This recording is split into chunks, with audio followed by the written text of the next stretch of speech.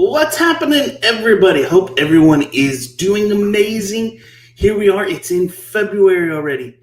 Gosh, I thought it was Christmas yesterday. It's been such a crazy beginning half of the year. Hope everyone is doing well. Tonight, we're going to have some amazing conversations. I know this already. And there's a lot of people who want to know. So tonight, we're going to discuss rentals. We're going to answer all your questions about renting a home in Myrtle Beach, whether it's you're wanting to know from you need a place to rent, or whether you're thinking about buying that home for down the road and want to buy it now at today's prices, save some money, and rent it for a few years as a landlord for your future investment. So we're going to have a great time tonight. I've got an amazing guest that I'm going to bring on here in just a few seconds. But before we do that, as everybody's joining in tonight, say hello. Hey, Amy, thanks for joining in. Say hello to everyone. Tell us where you're watching from tonight. And if you have questions regarding rentals, whether that's renting a house or taking your house and getting on a rental program, start dropping them now in the comment section because we will ask our guests here in just a few minutes. But one of the things that I want to start tonight with was quite a funny post that I saw the other day regarding rentals. And let me see if I can pull this up here for us to see. And I want y'all to just check out this video. This is a 300 square foot studio apartment in New York City that I saw. And yeah, just watch. Apartment in the East Village. Come on in. Here you have your bedroom, pretty cozy, TV mounted on the wall. You have this curtain dividing up the space with 11-foot ceilings. Let's do a little spin around here. You have this awesome exposed brick painted white. Here's your living room. It's also pet friendly. Here's your full kitchen, which even has a dishwasher right across from your dining room. Above me here, this is your sleeping loft or storage space, whatever you want to use it for. Below, closet space. Right behind me, this is your full bathroom, standing steam shower, toilet, vanity. Let me scooch on. How do I even fit? Here we go. And this apartment is renting for $2,300 per month. Yeah, $2,300 a month. So with that being said, let's get into this. Oh, one other thing I wanted to show tonight. Let me give me 1 second here, everyone. Sorry about that while we adjust some things here to stop sharing that screen. Let's get another window going here and share this because I wanted to show this as well for all of our friends. And Riesa, thanks for joining in here. I pulled you in by accident, but hey, welcome. Hey, Here. how are y'all? And I wanted to show this today. People say it's cold. Well, it's 80 below in Alaska right now. So it's nothing like we have here in Myrtle Beach. Definitely much colder weather than we have. But anyway, let's get into this. Riesa, how are you doing, dear? Welcome to the show tonight. Tell everybody who you are and what you do. Hi, everyone. My name is Riesa Best, and I am a property manager with Stay Play Myrtle Beach. That is in Horry County.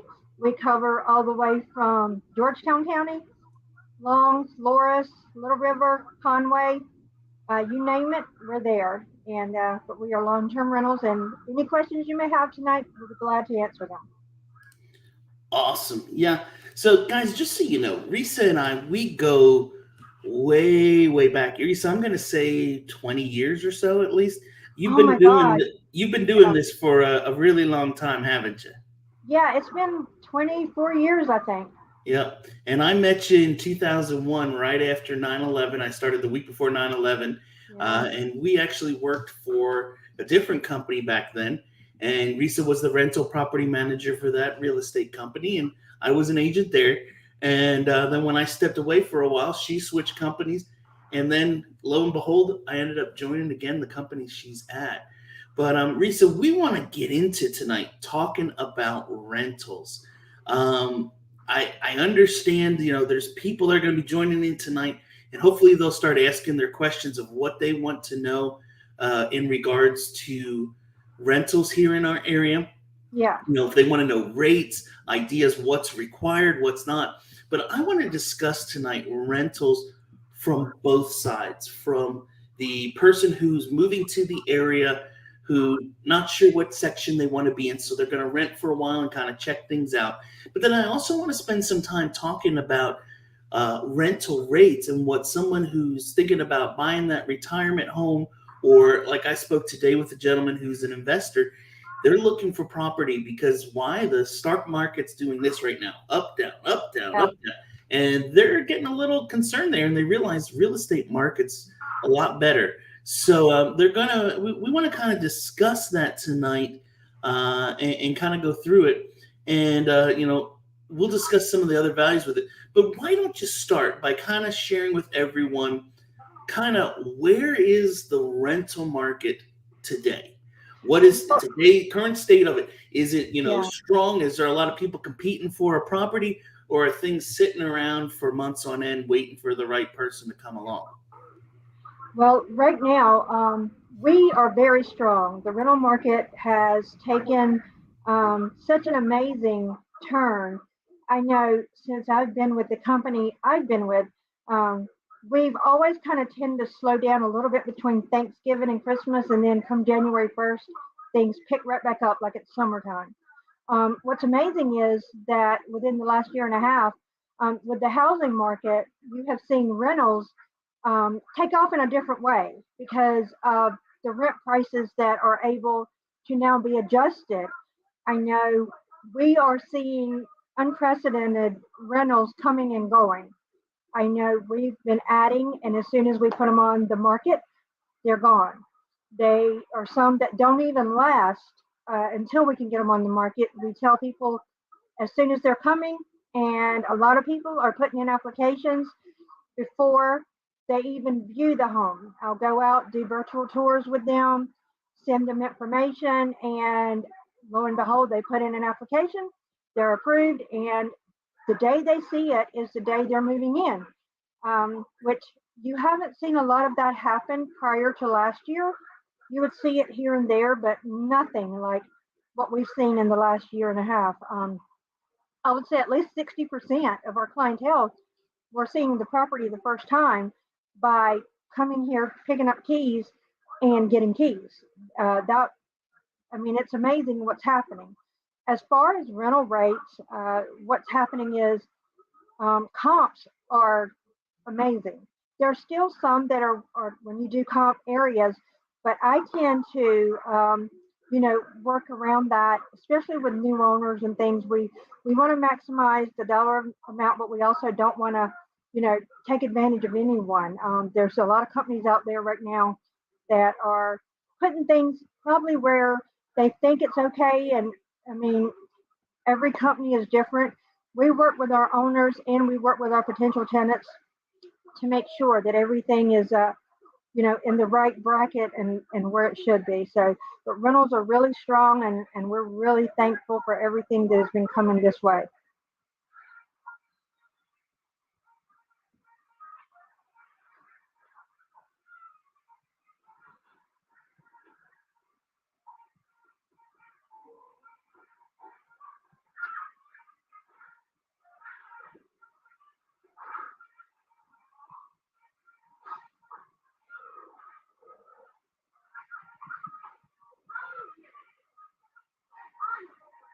Jeremy, I think you're muted.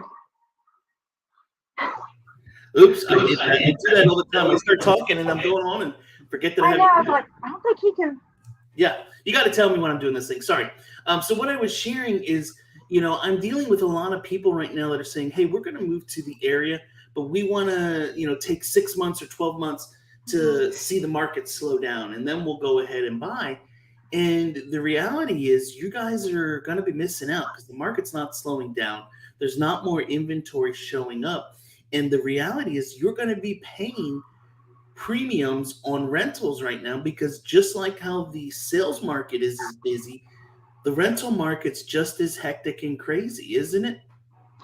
Yeah, the rental market, I will tell you, you're seeing a lot of companies that are coming into it. And just to kind of throw this out there, when you have different rental companies, you want to make sure that you have a rental company that is looking out for your best interest, whether you're an owner or a tenant.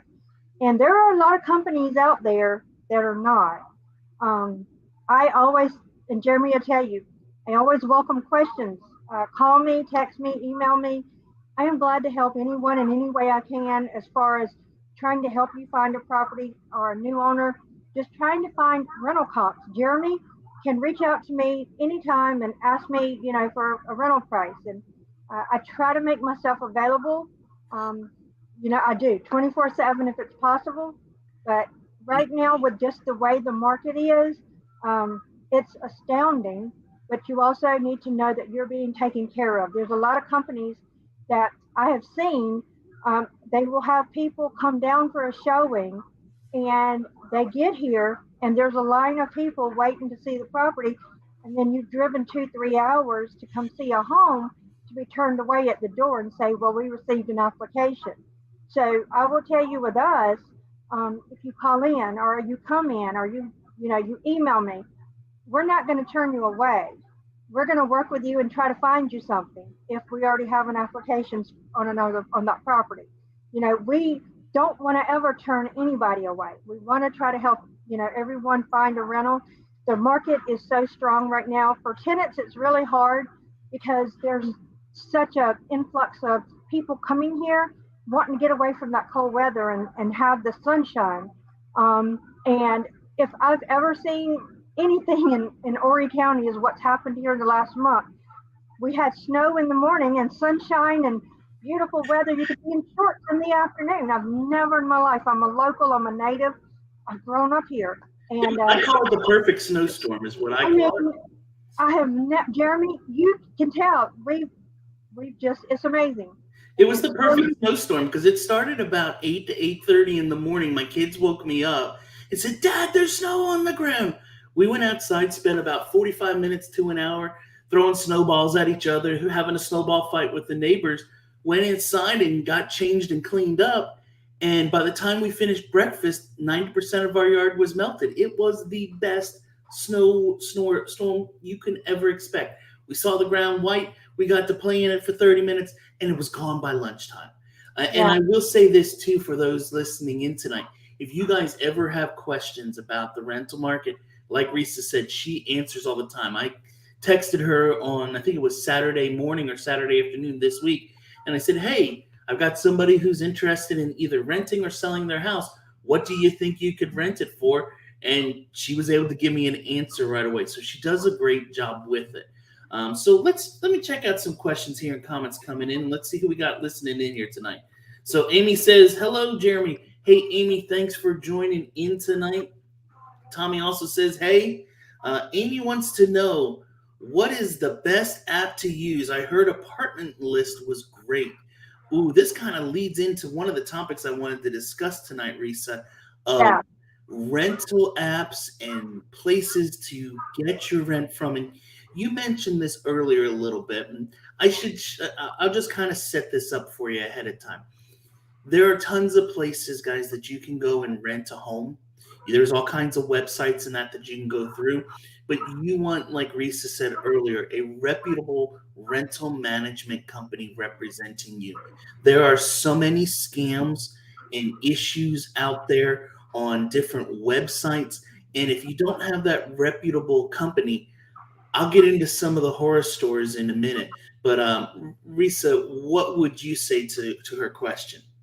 Well, right now, unfortunately, what we're seeing is we've got listings. People are, and I hate to say desperate, but that's the word, desperate. That are finding the listings that we had on Zillow and apartments.com. You've got Zumper. There's a multitude of places out there. But people are so desperate, they're finding rentals that we had years ago and calling on them. It's really hard for someone looking to move to go on one of these sites and type it in. Because I will tell you also, some of these sites will tell you, "Oh, if you put in an application through us and pay however much money, we can get you approved." No, some of them are working with a different company, and they, unfortunately, then they call us and say, "Well, we got approved through Zillow." That does not work. It may work for another person, but you need to make sure when you're looking at apartments.com, Zillow, Zumper, um, Lively, that's another one. Make sure before you ever pay for anything, I would call the number, like our number shows up on the bottom, and it'll give you our cell phone, or it may give you my cell phone because I put mine out there, but it will tell you the name of our company, and it will give you our office number or myself. Make sure that you call before you ever pay a dime, because most times, I'm going to say 9 out of 10 times, when you pay Zillow, that is on Zillow. That money is going to Zillow. They don't work with us. They are an independent company, just like apartments.com, Lively, Zumper. You need to make sure. I would call that company one, because that apartment or a condo or townhome or home may not even be available. And Yeah, you're sitting there putting in an application on something that's not available. and So, it's funny you say that, Risa. About 2 years ago now, I had a brand new listing, and it was one that I had an investor had gone in, bought the property, went in, renovated the whole thing, made it look beautiful, and the pictures were vacant of it. mhm, So a scammer, we don't know where they were, went on, grabbed the pictures off of yeah, Zillow or Realtor.com or some website, and created a Craigslist yep, listing for it, or they're creating them on Facebook Marketplace. And they were trying to rent this gentleman's house. It was a 3-bedroom, 2.5 bath with a 2-car garage, a large yard in Surfside Beach for $700 a yeah, month. They were saying the rent was. The thing I would say to everyone is this: if the rental seems too good, it is. It's not a real thing. So what this gentleman did, though, to take it a step further, and I don't know if I shared this story with you or not, the persons were going and contacting him, reaching out. And he was saying, well, just send me some money and I'll mhm, mail you the keys to go check it out. Or he was grabbing when we did an open house and saying, hey, there's going to be an open house there this weekend. Go by and check it out. And we would have all of this traffic coming through our open house, but nobody was wanting to buy the house. They were all asking about renting. What this person did is looked up my owner's name in the tax records, created a false U.S. passport picture of him with his name. They got some random person's picture, put his name on it because they didn't know who he was, and started texting this picture to people of this passport. So my client not only had somebody trying to scam his house, he had somebody who was scamming his identity and had to report it to the police. I had to create signs, put it on the front door saying, this house is only for sale. If you've seen it mhm. on rental somewhere, it is a scam. Do not do it. And so one of the things I would suggest to people is this: when you see a home with the internet nowadays, put that address into the internet and it's going to pop up a whole bunch of different places, and see if it's listed in several places. And it's going to tell you who the management company is. And so if I put it into Zillow, it's going to tell me Stay and Play Stay and Play Myrtle Beach. If I check other places, it's going to say listed by Stay and Play. And so take that time to do a little bit more work. But like I said, too good, bad, bad, bad. Yeah, it is, Jeremy. And I can tell you that we've had our homes taken and put on Craigslist. We don't advertise on Craigslist. Um, and they have actually been able to scam people out of this. And actually, we found out about it, we reported it, but also contacted the gentleman who had scammed our listing. And he just was, we didn't say who we were saying we were looking to rent, and he just had it going. He gave us all kind of information, and we turned it over to the police, because he honestly was trying to get you to send him money through like cash apps and things like that, Venmo. And anybody that is asking you to send money through cash apps, Venmo, Zelle, a truly, and I'm gonna say legitimate rental management company is not going to do that. There are protocols, there are guidelines, there are laws in place, especially with security deposits and things that you have to pay and has to be handled correctly. So you just have to really, really be careful and just know who you're dealing with.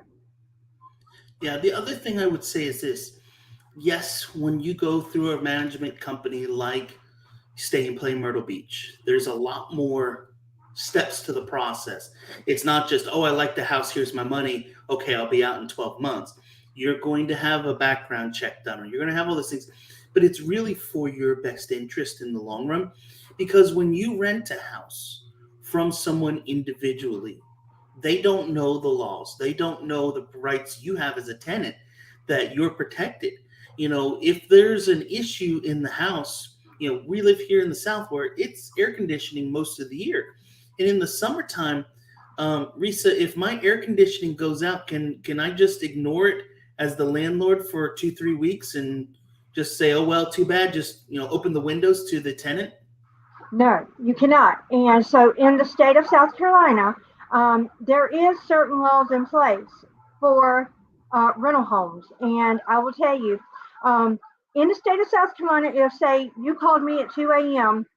and you had an issue with your heat, hot water, HVAC, things like that, you're going to get me.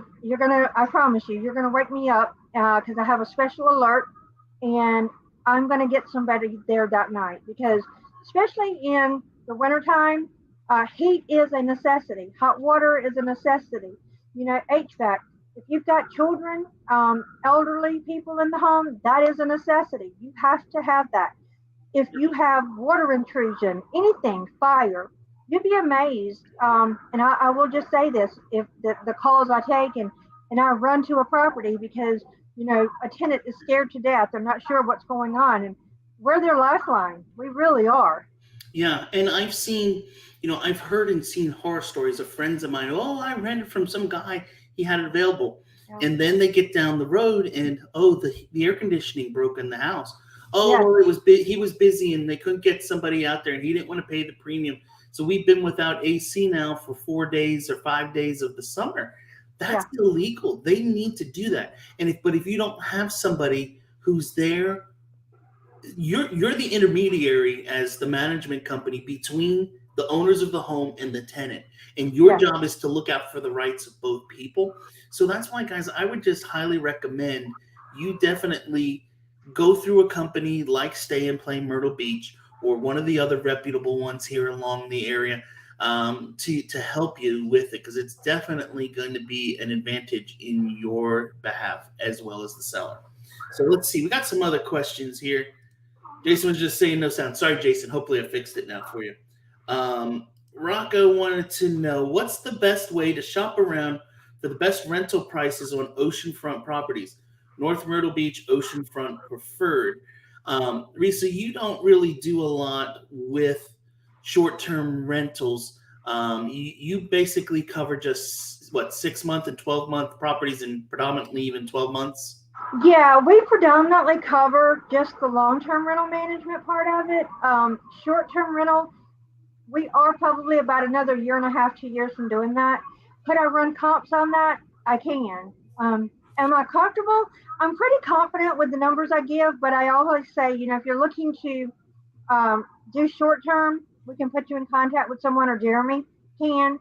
But you always should, and I'm going to say you should look at the pros and cons from each side: long-term rental, short-term rental. And I would say talk to a long-term rental management company and to a short-term. And at the end of the day, you'll see which one kind of nets the best profit for you.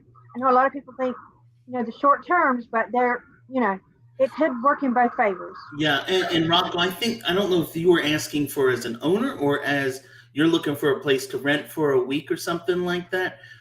If you're looking for a place like that, there are reputable short-term rental companies in North Myrtle Beach. There's Elliott Rentals, Thomas Rentals, a lot of those that do the weekly type rental places that you can get into for that kind of stuff. I myself don't do anything with them, nor Riesa. Let's He's see. looking to be just close to the beach, or we do have property that is within like a block or two, or things like that. If he's looking for long term, If you want to rent a place for a year or something, we can yeah, find those. absolutely. So let's see. Jason wants to know, how well do gardens grow close to saltwater? Saltwater doesn't affect it at all, Jason. The saltwater is in the ocean. It's not in our ponds and those types of things. Our soil here is very sandy, so it drains water very well. And so The plants really grow pretty good here because we usually have hot and humid weather with lots of moisture. And so things as a whole do pretty well. Even when you get down to the beachfront properties, they're not really getting affected by the beach water that much. No. So John wants to know what's your location, and Jason said he's in East Tennessee. Got it. Okay, cool. So we answered all the questions so far. If you guys have more questions about renting, if you want to know about rental rates or what to expect, or what stuff that Riesa has, and maybe you're thinking about making a move here right now and need a place to rent, if that's the case, post it in the questions. Riesa might even be able to say, "Hey, I've got one right now for you." We do. I can tell you, we've got property right now that would amaze you. That we've got three that's coming on. They're closing this month. Everything's done. That our agents have referred, but we also have three others from Georgetown. A house. If you tell me what you're looking for and whether you have pets or not, I know a lot of companies say no to pets. That is one of the biggest things. Well, we have a lot of property that does accept pets. We have a lot of owners that love their pets and they welcome that. So I say, just please reach out to us. We would gladly love to be able to help you. Sure, for sure. So Riesa's location to contact. Oh, John's asking. Let me put it on screen. Riesa, he wants to know where to locate you. The easiest way to get her is stayandplaymb.com. She is actually located down in Garden City on the Surfside area. But she and her company cover everywhere from up the North Carolina border down through Georgetown and way out in the middle of nowhere. Does that about sum it up? Yeah, and Jeremy, if you want to, I mean, you can put my number out there. That's not, I mean, I give my cell phone number to everybody. So, Yeah. I mean, I really Okay. try to help. We'll see about getting some of that information up here towards the end then for sure. Okay. All right. I want to change gears just a little bit, and I want to share this and kind of discuss a little bit of this and kind of go over for those of you that are watching in tonight thinking, hey, I'm looking to buy a property here in the next couple months, but I'm not ready to move to the area. You might be like some of my clients this past year, Greg. He bought a beautiful home that Riesa actually rented out. It was a luxury home that he rented out. So even if you think it's just the cookie cutter houses, no, we have people looking for the luxury ones. And Riesa, we'll talk on that a little bit more in a minute. But I wanted to share this kind of story with everyone. And this was a Facebook memory that popped up this year for me. And it was from 3 years ago when my wife and I bought our home. And just so you can see, here's a picture of our house that you can see. And this was us at our closing table. And this was my credit score back in 2014. And how wonderful it was, 562. I couldn't buy a paper bag back then, basically. I was actually trying to get a car at the time, and it took 5 different creditors to get it. But what I wanted to share is we bought this home, and this was after 10 months of having to rent a home because we were forced into it. I lost everything when the market crashed. We were foreclosed upon, and we had to rebuild everything in our credit. And so when we bought our home back in 2019, it was a big momentous thing for my wife and I. Little did I know that in 3 years' time of owning our property, we would build up $120,000 of equity. I'm sorry, $145,000 of equity. Now, the 10 years that we were forced into renting, we spent $120,000 and had nothing financially to show for it other than that we had a place to live during that time. And so if you're thinking about buying that property down the road, you might want to consider doing it now. This might be something to do. Talk with Riesa and get it in. Riesa, I mentioned a moment ago about my client Greg. If someone wants to buy that luxury home, the $500,000, $600,000, $700,000 house, are there people moving to the area? I get all the time from people, nobody's going to want to rent that kind of house. That's way too expensive. Do you ever deal with doctors or lawyers or people that are moving here that are a little bit wealthier that want that nicer place to rent for a year or two? Well, Jeremy, I don't know if you remember, but we didn't even get to put yours into our system before it rented. Um, I mean, we didn't even, we told one person, and then I think you told one person, and we didn't even get to advertise it. It rented, and that just goes to show you that an executive type home that's what $3,000 a month, those Yeah. don't. Yeah, I mean, it is amazing to see. You know, you have doctors, lawyers, you have nurses. We have a travel nurse here, but she's renting for a year because they've got this new thing for nurses now, where these the doctors are having nurses come here, and they're floaters for all the different offices because there's not enough nurses here to cover. So we have this nurse, and she goes to all the different offices in Horry County, and she's paid daily. And it's amazing to see the kind of people that are coming here for jobs. We have a lot of people moving here and that have never been able to work remotely. I'm helping a couple that are moving here from Florida. She has just been granted permission to work remotely for good. She will not be going back to an office. It has cut costs and it's just feasible for her job. You are seeing this every single day. And, you know, we also, like today, I met with a couple. They were an older couple. They never they never want to buy again. They don't want to have to deal with maintenance of a home and things like that. They want to rent. But then you also have people who are coming here to rebuild themselves or rebuild their credit, and they want to buy a home.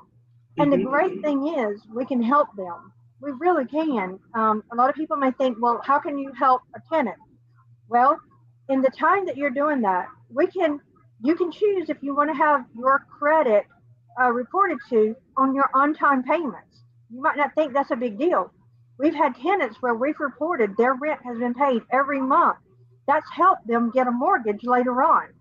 And it's amazing to see, though, how much people can grow in a year that want to buy a home and how hard they work at it because they know at the end of that year they get to purchase a home. Yeah, for sure. And I look at like when my wife and I, when we were forced into renting, we were used to owning our homes. We were used to taking care of them. And so when we moved that into our first rental, we treated it like it was our own Yeah, baby, and we took care of it. And we left the house. Our goal was to leave the house in better condition than when we yeah, got there. And a lot of people that are moving here, the number one thing that I deal with in my spot, Risa, is I get a lot of people who say, I want to move to Myrtle Beach. I've heard it's an amazing place.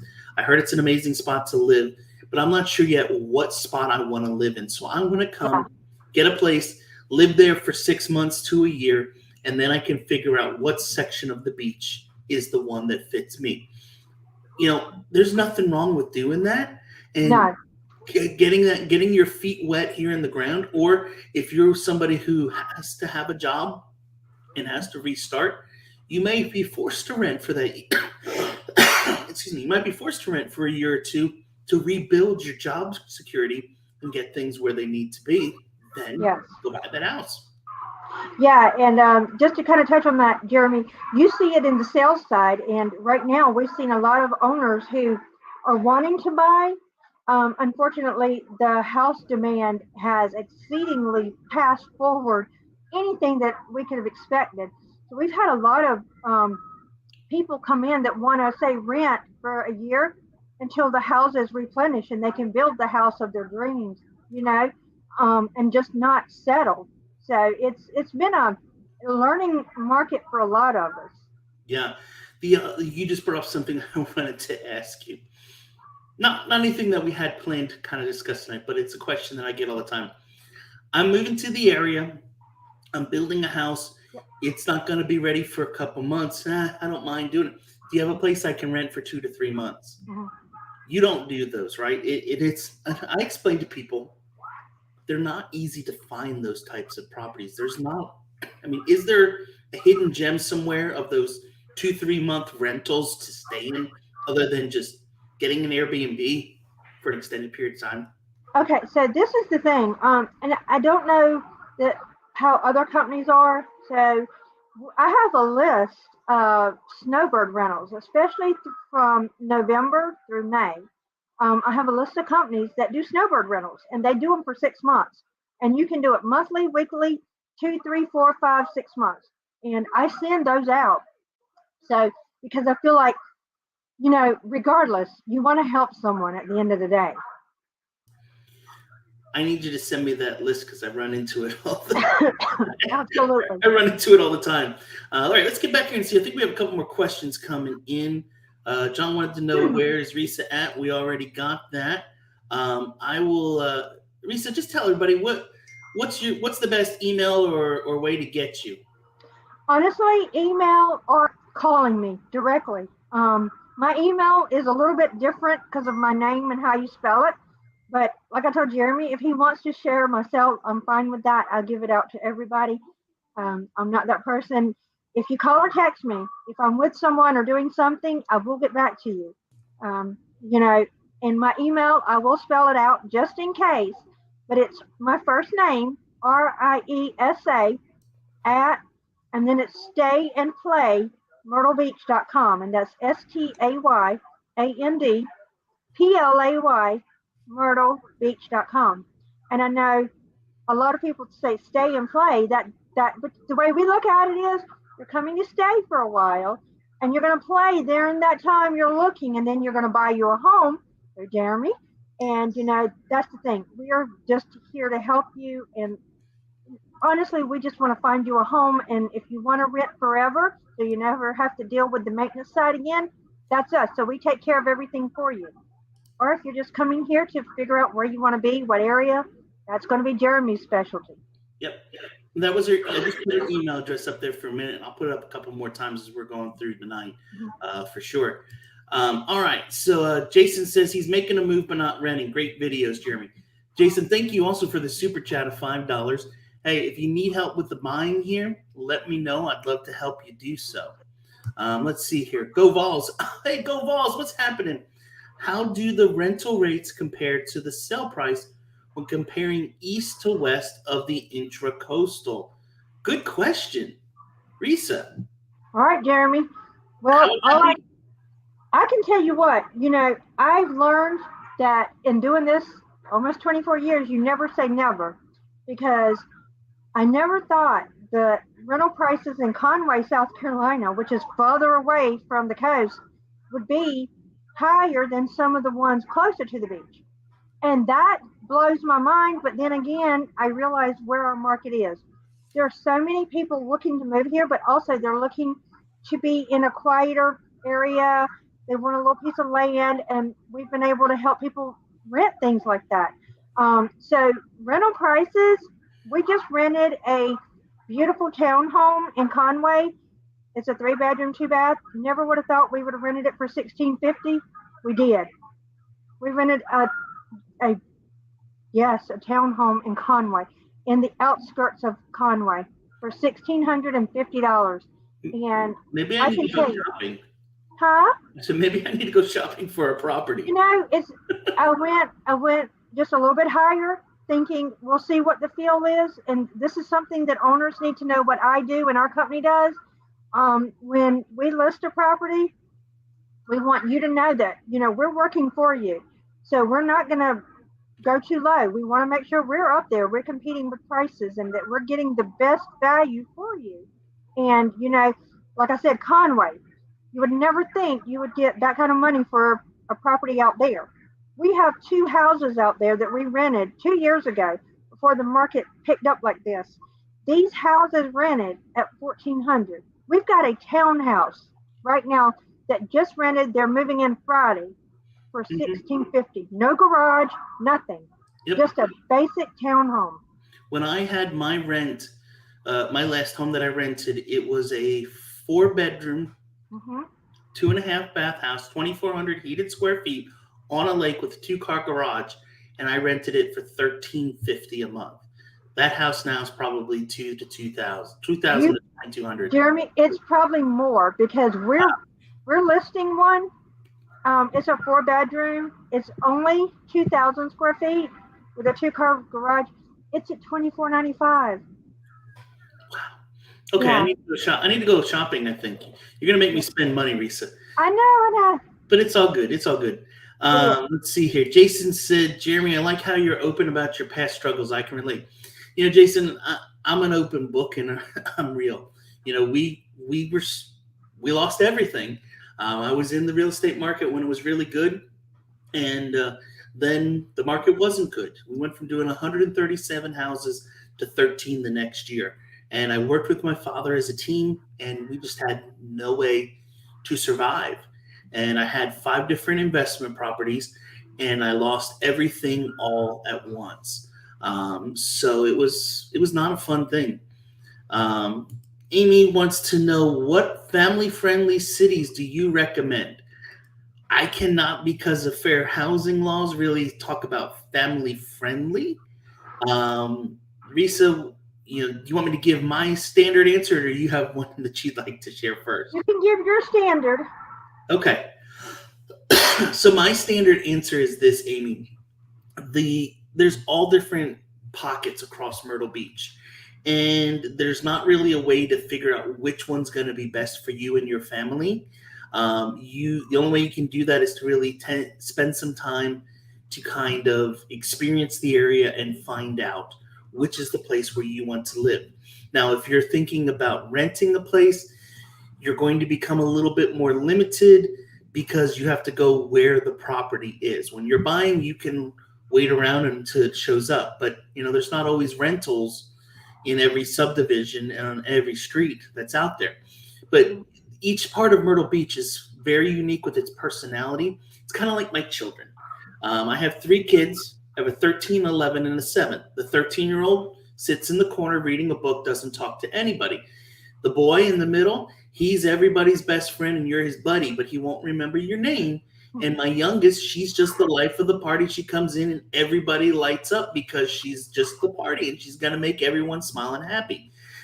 Myrtle Beach is kind of the same way. They have a little bit of all of those sections.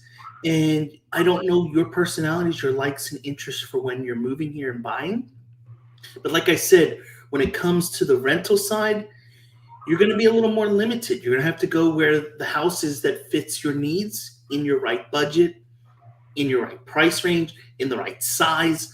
If you need 4 bedrooms and your max budget's only so much, you may have to go to Surfside versus North Myrtle Beach, because the one in Surfside's $2,500, where the one in North Myrtle Beach is $2,800, and that's above your price point.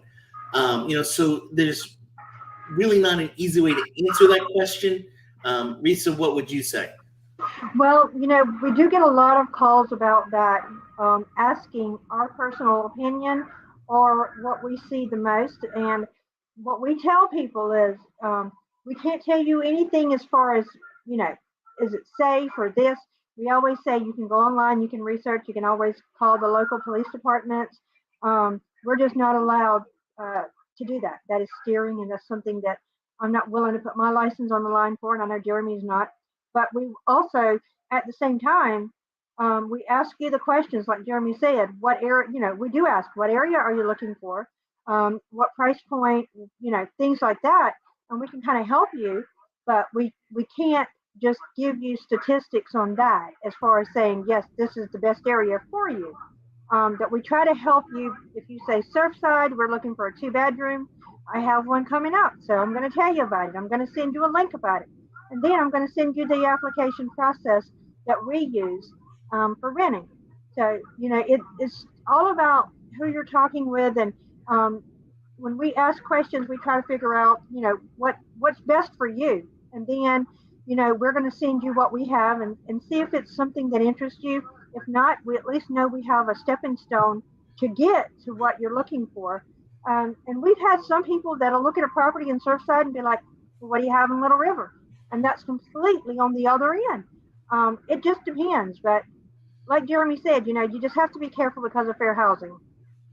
Yeah. And then next, Jason wants to know, he sees your picture. Do you like elephants? I do. And my walls are kind of bare because I'm moving. I'm actually building a house that I started a year and a half ago.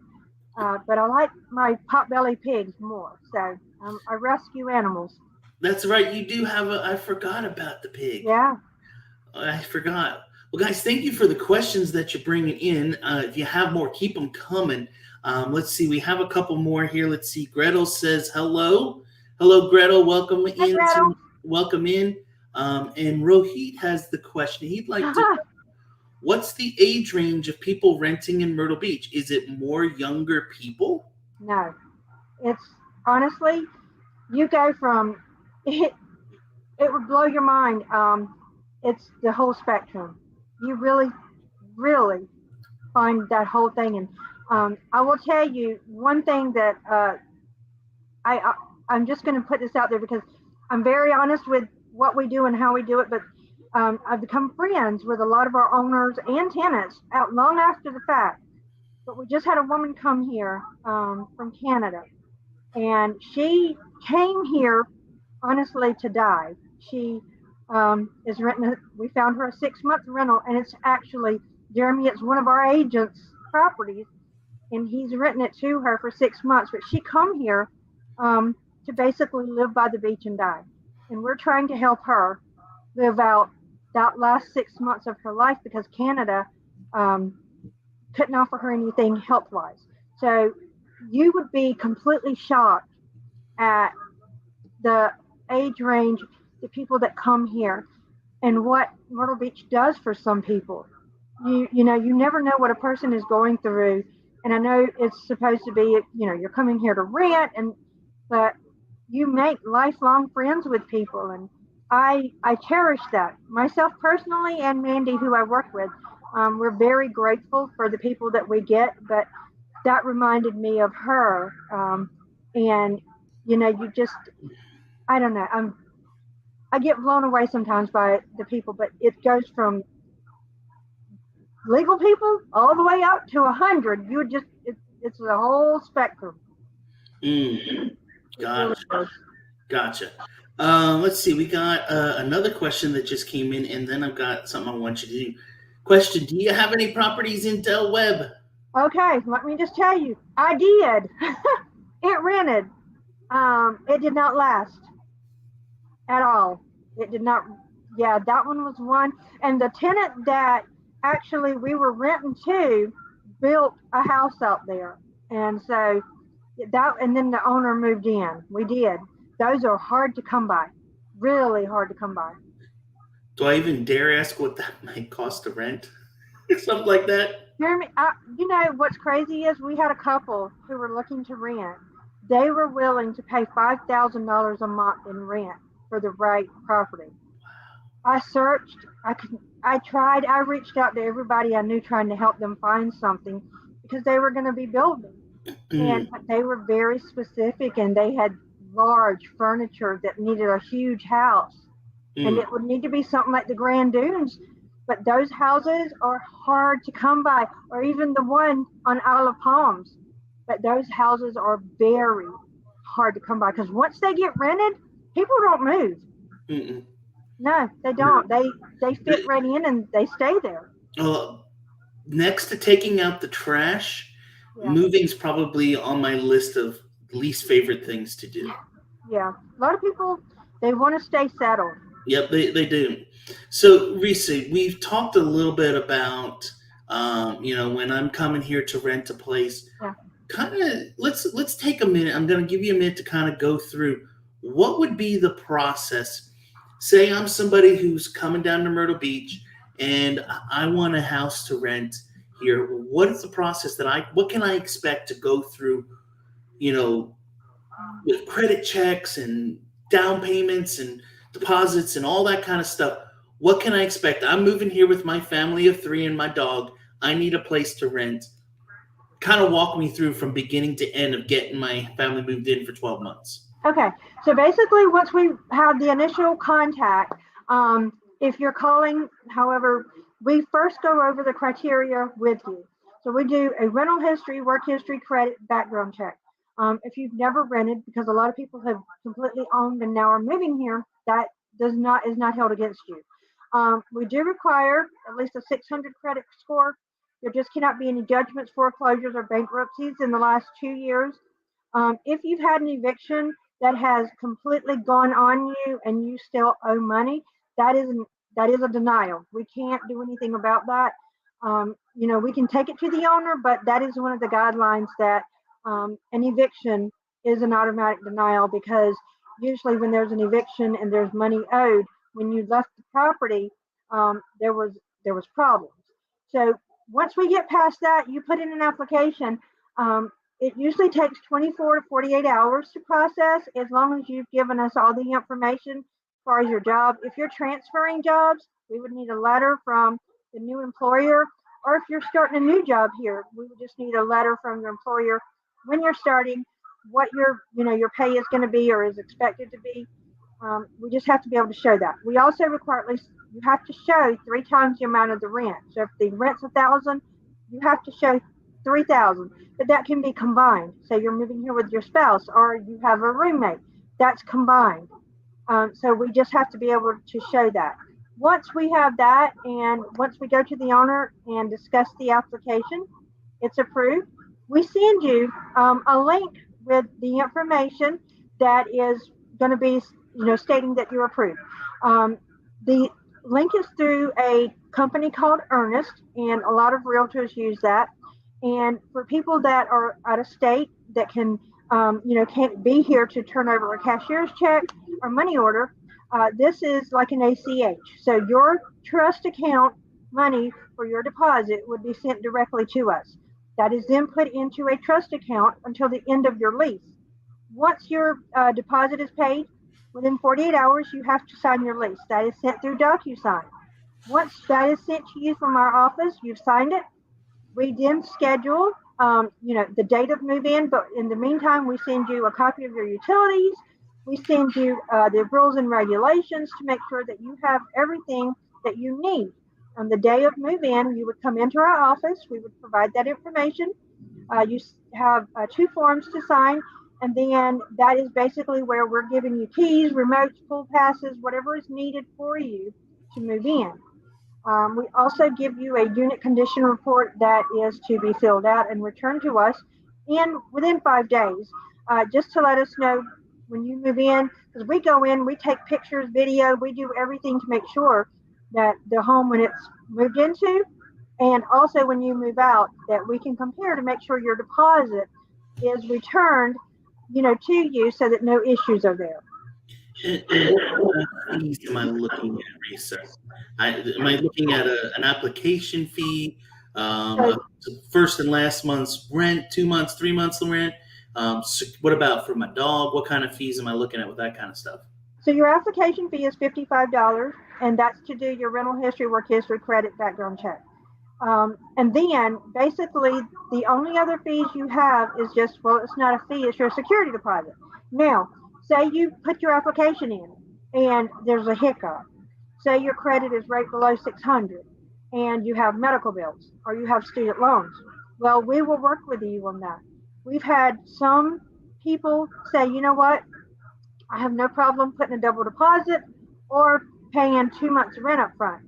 So we've also seen where someone's moving here, they may have the credit and they may have their background's fine, but they don't have a job coming here.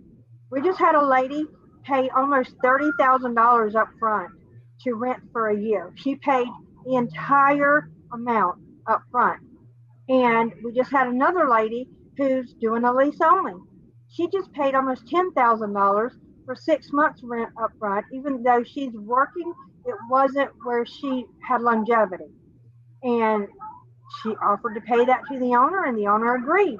So there's different things. It may be an extra security if the credit's right below 600. Now, dogs, pets, animals, I will tell you, we require at least we require a $250 non-refundable pet fee per pet.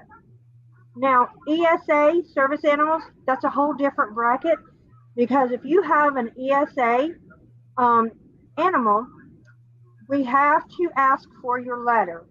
If you have a service animal, we have to have a letter from your doctor to show you have that. We cannot charge you for that ESA or service animal because of protected classes, but you do have to provide the letter from your doctor.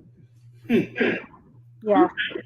So basically, what I'm looking at is first and last month's rent, $55, and $250 for my pet. Well, basically, you would pay your security deposit, and depending on when you move in, it would either be prorated or either if you're moving in on the first, it would be that month's rent. Unless there's an issue, you would not be paying, you don't pay your last month's rent, you just pay your security and either prorated. But if there's a little hiccup, it could be 2 months security, say $2,000 if it's 1,000 a month, that would sit in escrow until the end of your lease. Gotcha. Okay, so that's pretty good. If you guys have questions about what we just shared, drop them in the comments right now. Put them in there, and Riesa and I will do our best to answer them. Now, Riesa, I want to ask you: if I move into a house as a tenant, can I personalize the house and make it mine? Can I paint rooms? Can I adjust things in the house, or is that kind of a no-no? Okay, so we get this quite a bit now, because there's homes that are being sold with colors. Jeremy, I don't know if you remember the one that was on Flower Mill. And you have tenants that move in and take the homes, and they're like, oh, well, can we paint it a neutral color? So what we require is you would have to submit to us a paint swatch that we would have to give to the owner. And then if he approves, then yes, but I would have to come out and inspect it just to make sure it's been painted, correctly and no craziness. The other thing is, as far as, making it your own, we want you to live in that home as if it's your own. But at the same time, remember, that you will be moving out because you are renting. We do put in the lease agreements that if you put nail holes, or if you hang TVs, that stuff has to be patched and painted back to match when you leave. Those are some of the things that we do require. Like if you go in and you put like big jabs in for like your TVs and stuff, that has to be fixed. That's just no brainer. But we do have some tenants that go in and put the small nail holes, and at the end you can. I hate to say it, there's little tricks to it that you can do to make it look perfect. But yes, we want you to live there and be comfortable and enjoy your stay. That's the whole goal of renting through us is we want you to enjoy this process and it not be stressful. And the owner also, we want it to be hands-on where you just don't worry. We had an owner today tell us she sits back and collects rent. That's all she does. So that's the goal. Yeah, and we're going to get to that definitely here in a little bit, in just a few minutes. But you mentioned earlier something I wanted to go back to. You mentioned that there's benefits to renting a house. There definitely is. People that are retiring, they don't want to have to do a lot of maintenance of appliances and things like that, and worry about if that unexpected expense comes up.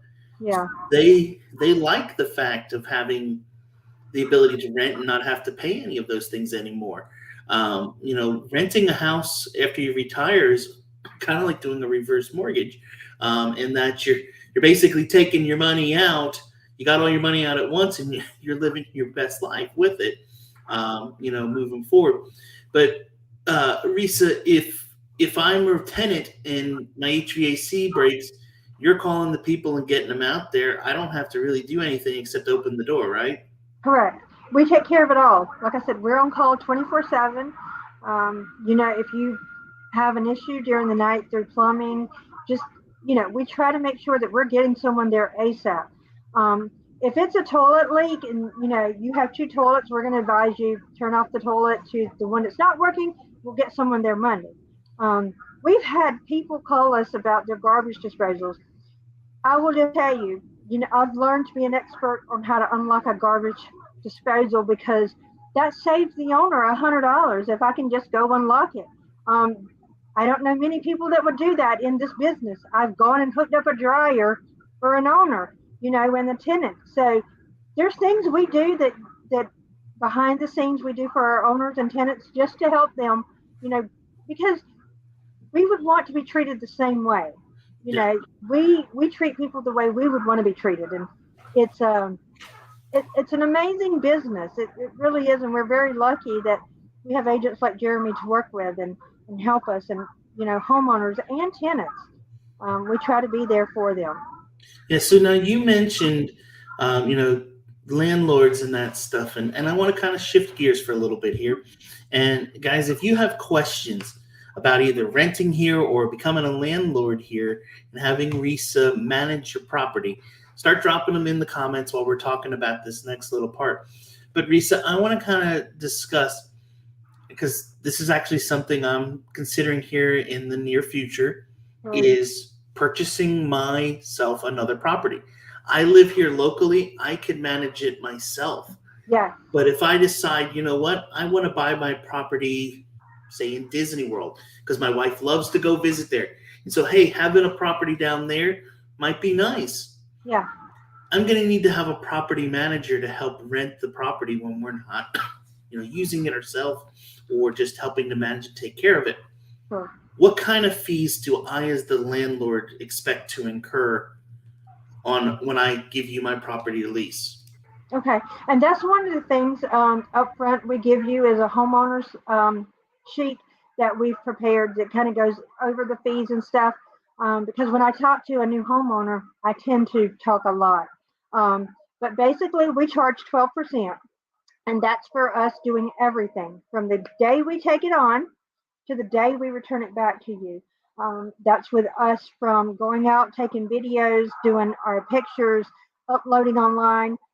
We also get to advertise through CCAR MLS, which a lot of rental companies don't get to do that. And that is one of the biggest things. We go up to about 80 different companies through our website and through CCAR MLS. So we basically, the 12% monthly, the first full month that it is rented, we do charge a 50% leasing fee to cover advertising, everything that we do as far as in the office admin. And you're not charged that 12% during that month. But the very first month, there's the 50% leasing fee. But also, we do walkthroughs periodically through the homes to make sure your home is being taken care of. They're not damaging your home. There's not pets there. That if you don't allow pets, there's not pets there. We're making sure that we're proactively taking care of that home. We're also monthly sending out things to remind them, change your filters. That's a monthly reminder we send out because we see a lot of times when I go out and do these walkthroughs, they haven't changed their filter. Well, guess what? If that HVAC breaks and there's an issue and it's the filter issue, that tenant is getting charged for that, unfortunately, because we are telling them. It's also in their lease agreement, change your filters. So we really, really try to make sure that we are 100% taking care of everything. We do ACH payments on the 15th of each month. Rent is due on the 1st. We do not have a grace period. Rent is due on the 1st. It's late as of 12:01 a.m. on the 2nd. So we really, really work hard for the owners. And also we work for the tenants because we are trying to make sure that we're on call. We're doing everything. But we try to do everything for that homeowner. If they have a warranty company, we're working with that warranty company. We're taking care of the warranty issue so that you don't have to make the phone call to get this repaired. You're not having to follow up. We are. So we are 100% working for you. Yeah. Now let's discuss the big elephant in the room and not the one hanging behind your head. I know. I'm gonna have my house with you. I live in New York, New Jersey, Pennsylvania. Yeah. And my tenant stops paying. It gets to the second, the third, the fourth, the fifth, and we don't have money. Do I have to get in my car, drive down to Myrtle Beach, go to Horry County Courthouse to start an eviction notice on that tenant and handle all of that nightmare to try to get them out or get money? Do I have to go through all of that myself as the landlord? No. So I'm going to give you a comparison of what can happen and reality. So with a rental company like us, I can tell you rent's due on the 1st. If the tenant reaches out to us on the 2nd or even before rent is due and says, I've had this issue, this is what's happened, can I pay my rent on the 3rd? We're going to work with them. If you ignore us by law on the 6th, I can file eviction on you. Basically, a lot of people think there's a stigma in South Carolina that it's going to take months and months and months. That ain't the case. unless you don't know what you're doing. Usually an eviction should be complete within 30 to 45 days. If you know the law and you know what you're doing, you should not be extending that eviction for an extended period of time. That is reality. Let me just tell you what I was just given. I had a lady who we rented a house for last year. Her mother had a stroke, and that was the lady we were helping. Well, the daughter contacted us and wants us to rent another home for her, but she has another property beside it that they rented to a gentleman, and it seemed like a good idea. They didn't do any kind of vetting, nothing at all. Well, guess what? They went and hired an attorney back in December 7th. So when she told me what was going on, I decided, let me research it. Do I have to do that? No, I don't. I researched it and found out that the attorney went on January 7th, a month later, and he did not file the appropriate paperwork. He didn't try to find the appropriate paperwork. So then, 20 days later, he goes back to file again. Well, guess what? He didn't have the correct information. He didn't have the fee schedule, nothing. So now, guess what? We're in February. That attorney hasn't done anything for her, but he's collecting a good fee from her.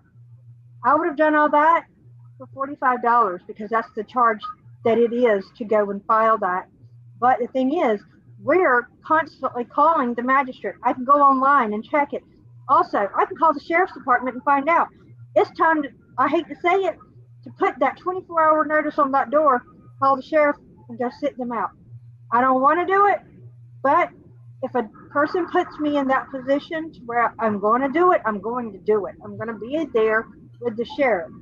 So unfortunately, it happens. It happens.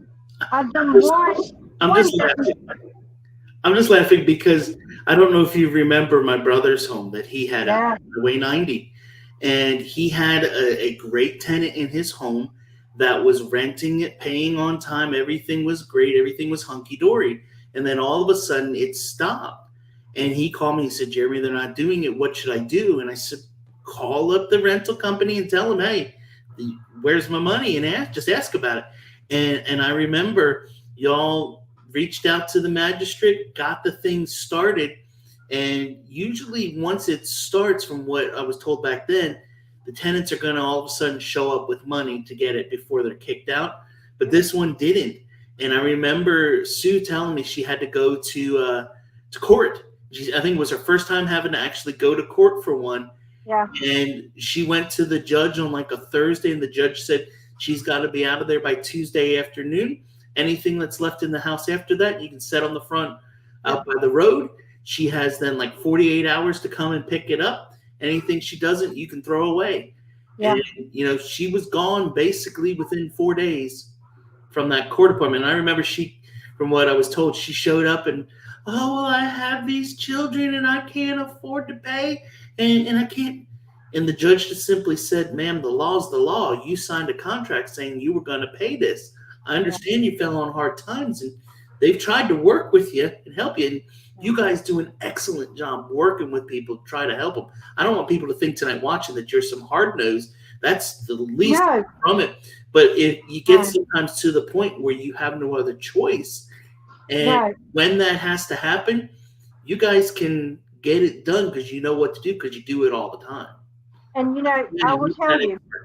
Yeah, and I will tell you this: if I have to be that pit bull, I can do it. But I can also tell you that we had four tenants in the last 2 months who unfortunately contacted us and said, this is what's happened. Well, I went to each owner and I said, there is a program that I've been notified about to help. And what it does is it's going to pay these people's rent 3 months ahead and catch them up.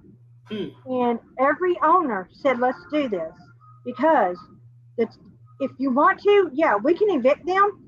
But at the end of that time, what's going to happen is if these tenants have been honest, they've paid on time, and something has happened like COVID or a sickness, they lost their job, and you work with them and this company helped them get back on their feet, they're going to pay their rent because they've been great tenants. We've seen this so many times where I hate to say we've tried to go down the path of helping a tenant at the time that did not want to pay their rent on the first, and we've had to put that tenant out. But we had 4 that had been long-term tenants, great tenants, and unfortunately, COVID and some illnesses hit, and now they're doing really well. They've caught up, everything's good, and the owners worked with them. And if an owner tells me, no, let's proceed, do the eviction, that's what I'm going to do. I'm going to proceed. We're going to file the writ of ejectment. And if they go to court, I'm going to be standing there on the other side of the table. I hate to say it, but I will be there. Yeah, I mean, the reality is you'll probably be giving the tenant a hug on the way out the door and saying, sorry, we couldn't get this fixed. Knowing your personality, it's going to break your heart more than it upsets them having to be kicked out, probably. It's hard because you don't want to be that person that has to do that. And yeah, I hate to say it. There was one gentleman and his family that afterwards, the owner of our company and us, we sent them baby gifts and gift cards because, it was sad. But at the end of the day, the owner, we were able to retrieve everything that was needed for that owner money-wise. And it reversed, and our hearts were good. We just wanted to help the family and help the owner, and we did. Both were winners in that one.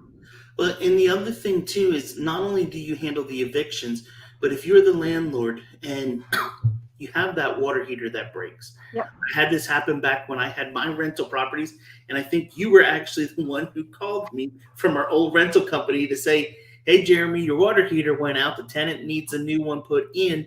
And because this is how long back it was, we didn't even have the expansion tank. You have to put one of those on too.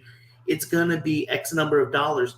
And what you as the landlord need to understand, when you have a good management company like Stay Play handling this, they're going to call you and say, Jeremy, it's $600 to get whatever the repairs done. Are you okay doing it? Yep, go ahead, do it. You've got the vendors, you've got the people to go out and get the thing fixed in the right time frame so that your tenants aren't angry and screaming and yelling how you're the worst landlord in the world. You've got everything fixed, and then basically I just know that month, whatever that total is, it's going to be deducted out of what I get for rent. And I don't have to send you a check, and I don't have to do all this. It's just deducted from my rent. And like you said, me as the landlord, I literally, once I hand it off to you guys, I just sit back and collect rent. And I will tell you, so one of the things that I do, and because I'm just nosy, so when we have jobs like that, I will look just to see what the quotes are. And if I feel like that price, we had one, a quote come in at $1,400, and I was like, that is ridiculous. I question it. And then I'll go get another quote from one of our vendors. I'm not going to let vendors or anyone take advantage of our owners. That's one of the things I will fight tooth and nail for. If I feel like something is wrong and it's overpriced, because I know what things should be priced at. I know what a hot water heater with an expansion tank and a pan should be going in for. I know them. And that is one of the things I have no problem fighting a vendor on at all. But the thing is, the people need to understand right now, roughly how many properties do you guys have in your portfolio? 100, 150, 200? We have 155 right now. So you've got 150 properties. There's water heaters breaking. There's HVACs breaking. There's clogged drains. You're dealing with this stuff on a regular basis when you have that many properties you manage. And as those things happen, you know what the going rates are because you did one 3 weeks ago over for this person. And so that's, for me as an owner, a great peace of mind knowing I live 600 miles away. I don't have to think about it. I don't have to do anything. I just have to hand it over, pay you 12%, and collect basically after it. So let's jump over here. I got a couple questions that have come in here. Comments. Let's see. Goval said, thank you for answering about Del Webb. Irene jumped in. Hey, Irene. Oh, hey, Miss Irene. And says, Riesa made my investment buyers very happy after they had a negative experience with another group. She is the best. She Oh, is pretty great. As you were talking earlier, I typed this one out. 12% management fee plus 50% of the first month's rent. That's yeah, basically yep. what's And I will tell you, just like Miss Irene, so with her, we have four. She has four properties with us, and the management fee does go down. It goes from 12% to 10%, and depending on how many, it could possibly go to 8%. good to know. Yeah, I'm going shopping now. I know, right? Problem is, there's nothing available out there. There's not. Rohit wants to know, do you manage vacation rentals? If so, what are the fees for it? Riesa and Stay and Play do not right now do it. Maybe down the road they will. I can tell you from experience with a lot of the weekly rental things, your fees are much higher because Yeah, there's a lot more that's involved. You have to then have cleaning crews that are in there cleaning the place every week. You have to have maintenance crews that are cutting the grass. You have to have all kinds of different features and functions. And the marketing is much, much, much more expensive yeah, because they have to get the property out everywhere for people to see. So, from what I have seen over the years, is you're looking, if you go like Verbo or Airbnb on those short term, you might be able to get them around the 25% to 30%. If you go with an on site rental company, for like a condotel building, you're 40 to 50% on yeah. those. Michael says, wow, that was to your comment about not taking 6 months to get out. And then Sky Limited says 30 to 45 days. Is that a guaranteed time in South Carolina? Okay, so I will tell you that is, I have not ever seen it go because one, I've done this for so long. I have to say, um, there's usually a loophole in everything. And I hate to say it, but there's usually a loophole. And I've made good friends with magistrates' offices and admin, and not that I'm pushed above anybody or we're pushed above anybody, but the one thing we do, we are on the phone calling. We are making sure that once that listing or that eviction is put in, we give them the last four digits of that, and we can find out. We can go online and punch in that number, and I can see where it is, what it's doing. Has the sheriff delivered it? It if you are doing your job, it should be within that 30 to 45 days. It, I mean, it really should not ever, ever go past that. Okay. Gab wants to know how to rent or buy a house for locals, then make $40,000 a year. Is there a possibility in Myrtle Beach for minimum wage workers to Yes. rent a house or buy a house? Yes, you can definitely buy one. You can also rent a house with minimum wage jobs. There's a lot of people. What people don't realize is Myrtle Beach's main industry is the hospitality industry. So there are people who are working in the hotels cleaning them. Mm-hmm. There are people who are parking cars at one of the local restaurants or Yeah. servers, and they are buying homes. They are renting homes all the time. So it can definitely be done, in the area. If you're looking to rent, Riesa, we gave her email address earlier, and I'll put it back up here in a minute. But before I do that, Irene says, I'm looking too for properties. Which she bought for? Me and you both, honey. Let's see here. Dex once said, I'm looking to rent a place ASAP. I have to be out of my current place by the end of March, looking for a 1 to 2 bedroom. It's a fenced in yard for my dog, and I'd like to pay for the entire year in cash. Okay. Well, if you want to do that, Dex, Call me. Email me. there's her email address, Riesa at stayandplaymyrtlebeach.com. Reach out to her there, and she will hook you up and take care of you. Yeah. He also said, I'm coming from New Jersey, but really want to relocate to Myrtle Beach area for at least a year to see if I like it. Full year's rent paid up front if anyone can accommodate. Please contact me ASAP. Dex, reach out to Riesa. She'll hook you up and take good care of you. If you want, you can shoot me an email to info@jeremyblanton.com. I can get you in contact with her as well. So we can hook you up with a rental, that's for sure. So, all right, so let's see here. We talked about renting the house and what's involved with the buying side. We've talked a little bit about the selling side. What kind of things? Let me ask this: probably, what's the for those who are watching right now, thinking about maybe investing in Myrtle Beach? What is the number one type of property you need right now, That is a really good question because or um, the most requested thing that you get from people? I should say. you know what? Four bedrooms. Four bedrooms are really, really hard to come by.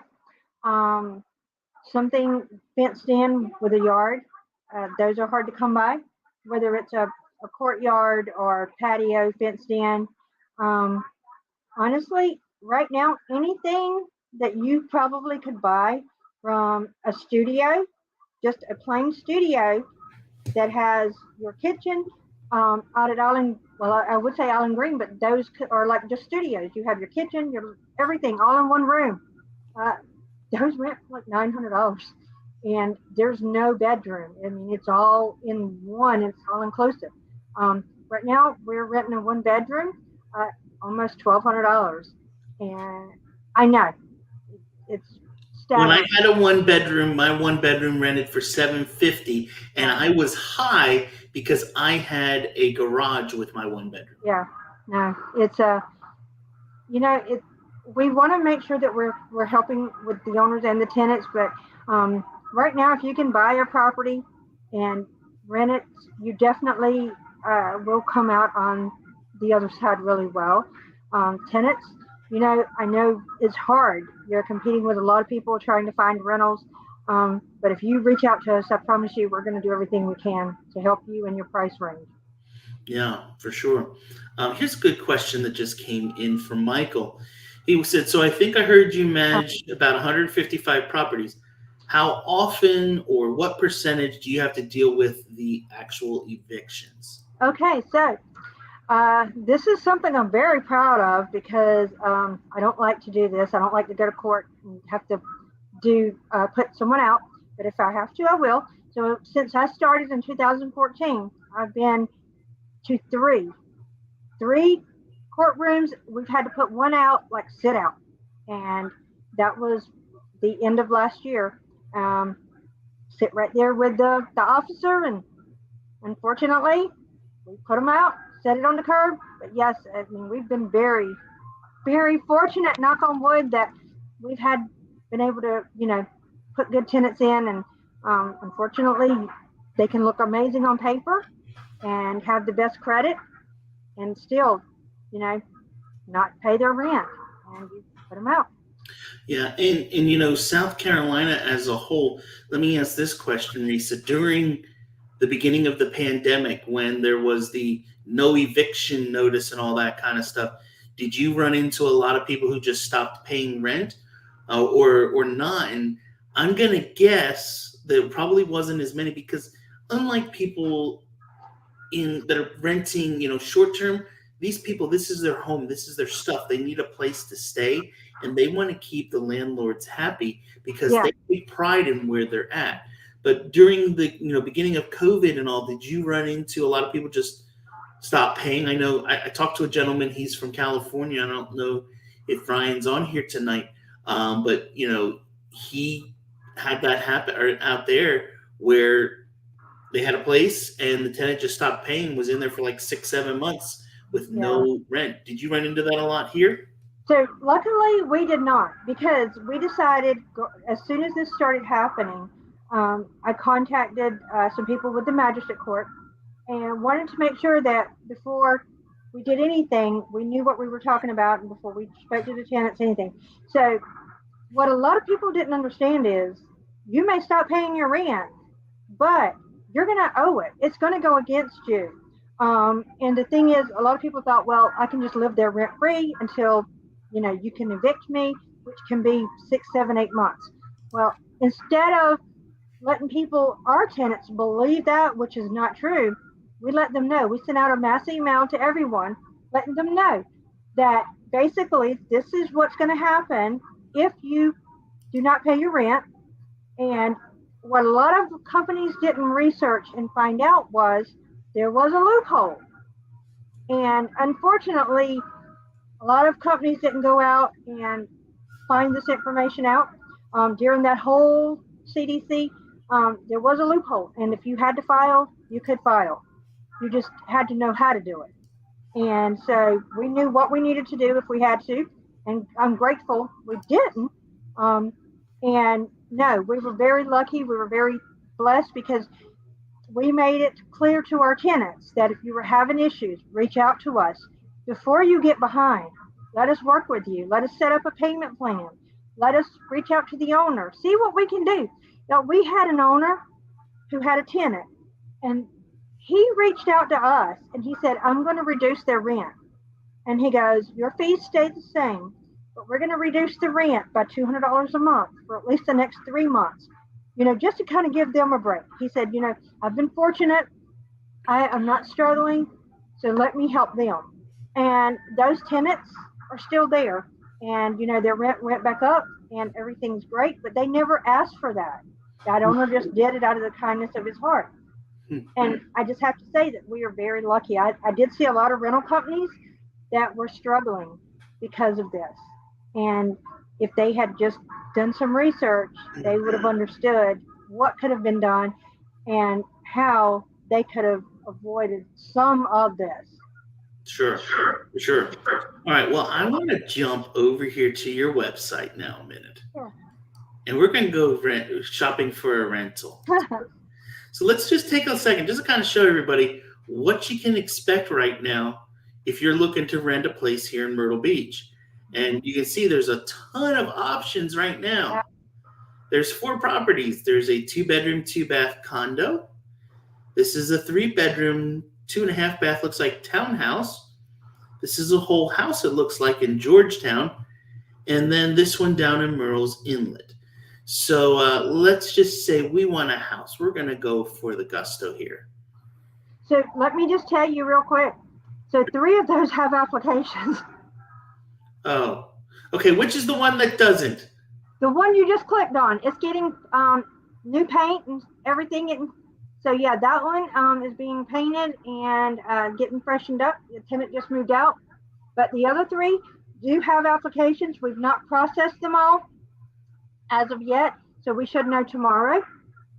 Yeah, and this once again goes back to the point that you made earlier of if you're looking to rent here, reach out to you directly. Shoot you that email, give you a call. Her number, I'll show it's down here at the bottom of the page. It's right here, 843-651-7829 or 651-STAY is their phone number. Give them a call and they can help you with it. But this is, somebody asked earlier, are we renting to just younger people? Well, this one definitely is not because it's in a 55 plus community. Yeah. But, someone who's retired and wants to move down here, $1,795, get yourself a nice home here to rent. But you have other rentals that are out there, I'm sure. You're so busy renting them, you don't have time to get them onto the.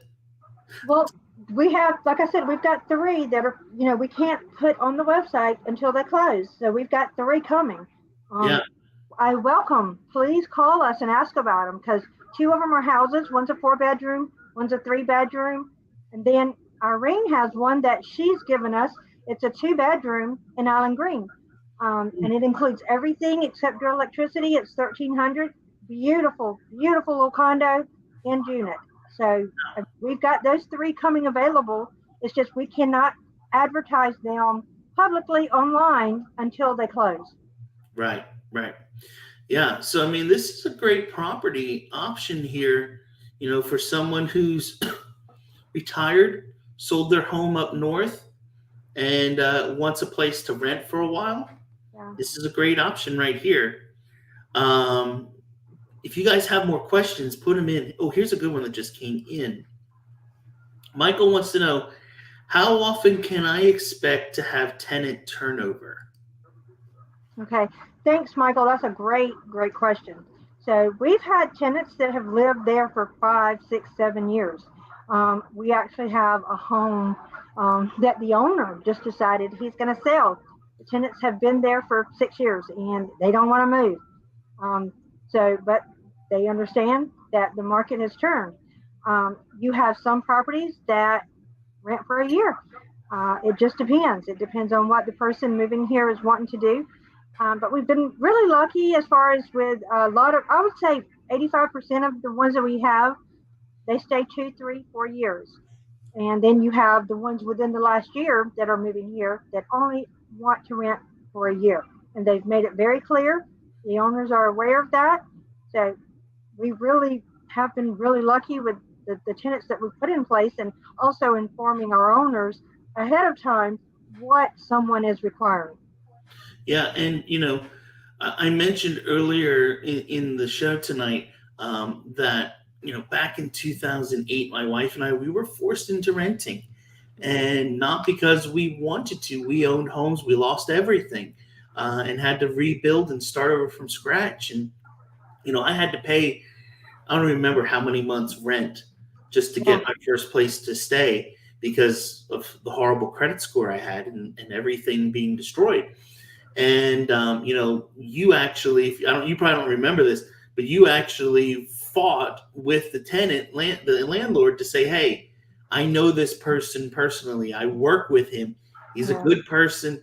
He just lost everything in the real estate market. He's going to take great care of your house."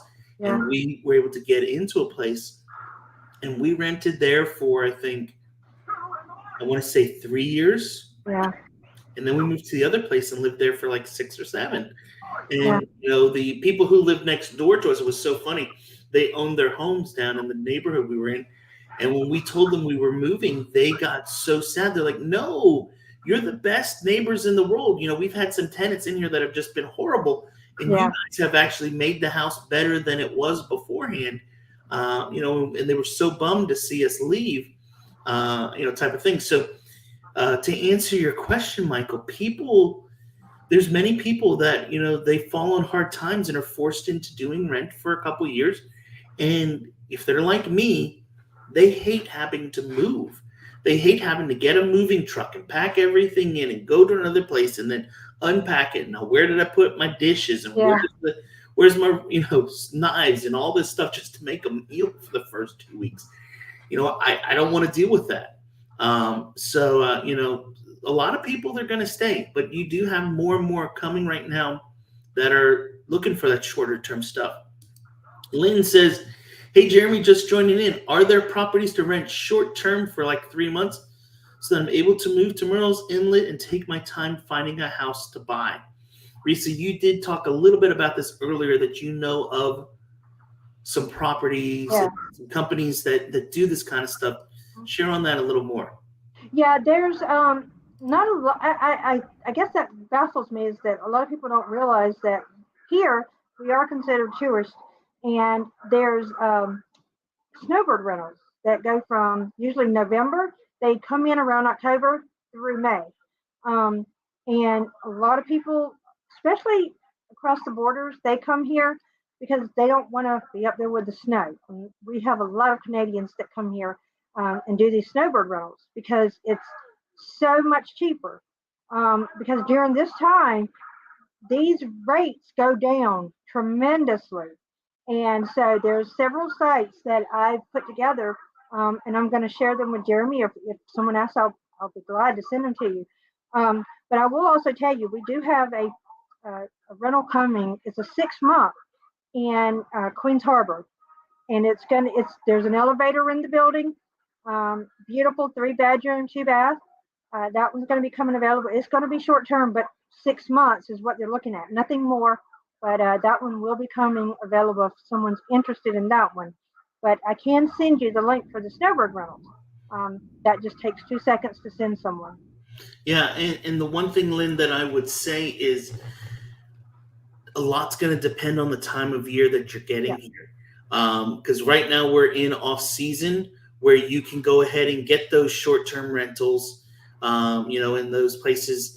And when Riesa, when you're saying snowbird rentals, you're talking about a lot of the oceanfront condos where you may be in an efficiency or a 1 bedroom or a 2 bedroom condo, and it may be $1,000 for the month, Mhm. type of thing, and it's great. to stay in. But if you have all your furniture and things and you're looking for a place to move in and set all that up, that's not going to be the option, because these are usually fully furnished condos that during the off season, the owners of it have found it's better put on a long-term rental program, where they'd have lesser management fees for it and at least get more rental income. Because honestly, right now, this time of year, there's not a lot of people coming and spending a week at the beach and going out and sitting in the sand, especially when, it's colder out. It's in the 30s and 40s sometimes.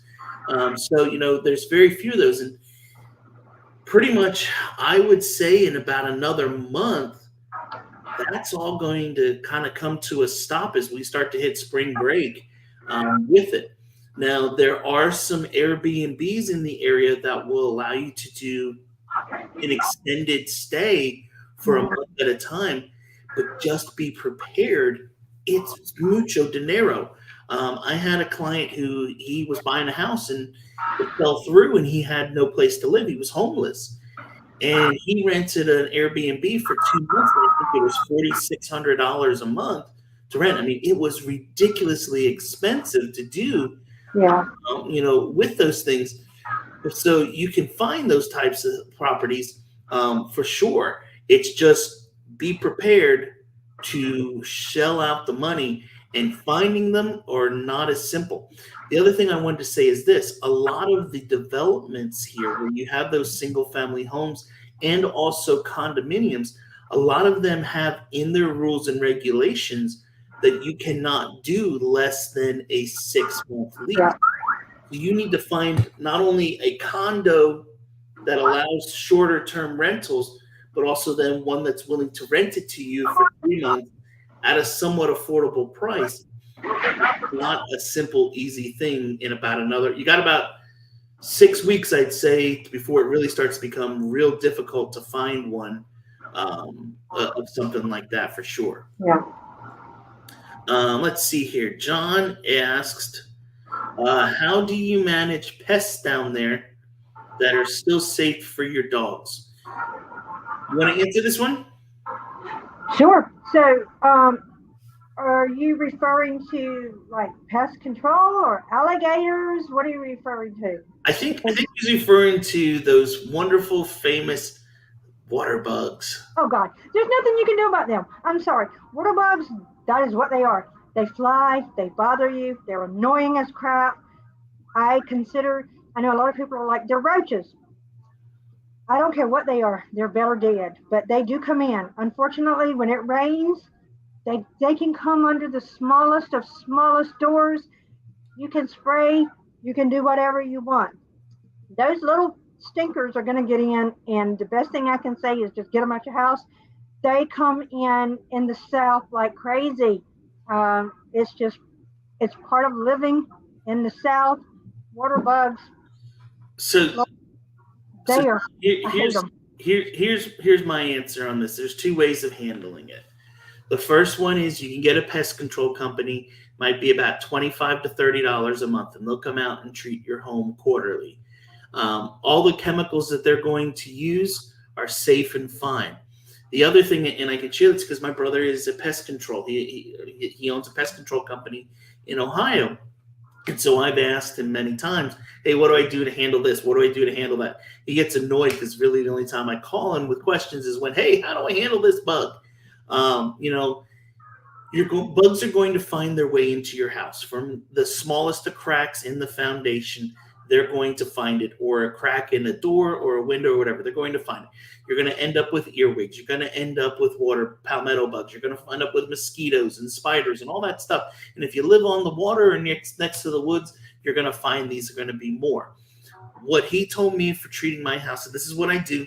I have a dog. My dog's now 15 years old, and I do it on a regular basis every 4 to 6 months. I go to Lowe's. Basically, any and all of the chemicals that are there nowadays say safe for pets. I buy one that I connect to my hose, walk around the foundation of my house, and soak down the foundation with it. Then I go inside with a smaller jug and the sprayer, and I just spray along doors, windows, around in the kitchen, areas underneath the stove and that kind of stuff. and that takes care of the bug problem. If I do that once a quarter, I don't have any issues with them in my house. But they will come up through the drains in your sink. They'll come up through the toilet. They'll come up through anywhere and everywhere they can find a way in, they will. But most everything out there you get at Lowe's nowadays or that a pest control company has, it's going to be fine for pets. Sorry, I give the southern answer. I say swat it, but that's just the southern answer. They do crunch pretty well. Oh, God, they're horrible. Oh. Let's see here. Eileen said, we went through several years of renting too while we rented out our house in Florida until it came back with the price we bought it for. It was a rough time for homeowners who bought in 2005 or later. You aren't kidding. Let's see here. Michael said, what costs are involved in tenant turnover besides your fees? For example, some states require all carpets be replaced for tenants. Michael really is coming in with some good questions. He's bringing the heat tonight. Yeah. So basically in South Carolina, a lot of owners don't believe this who own property, New York, Chicago, California, in other states, you're required when a tenant moves out, you have to repaint that house. Here you don't. So basically when a tenant moves out, I'm going to go in and do an inspection. And so I'm going to compare that inspection to the property inspection that was done at move-in and also your walkthroughs. And once I sit down and go through everything, I can basically say, this is what needs to be done. This is not what needs to be done. But in our lease agreement, tenants have to sign off on, they have to have a professional carpet cleaning company come in and clean that home or the carpets. If they've had a pet, the house has to be defleed. And that's usually about $100. The carpet cleaning, that is, if you don't turn a receipt in from a professional company, or like I just went to a home and they're supposed to turn over that receipt on the day of move out when you hand me keys.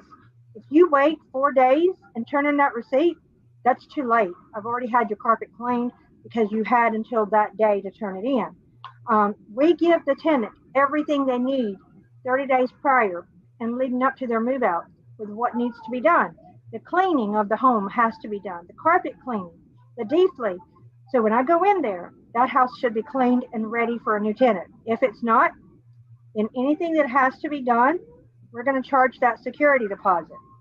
If it goes over that deposit, we just had to deal with that today with a house, then the owner has agreed to go ahead and send a balance due because one, the rent on the house is going up.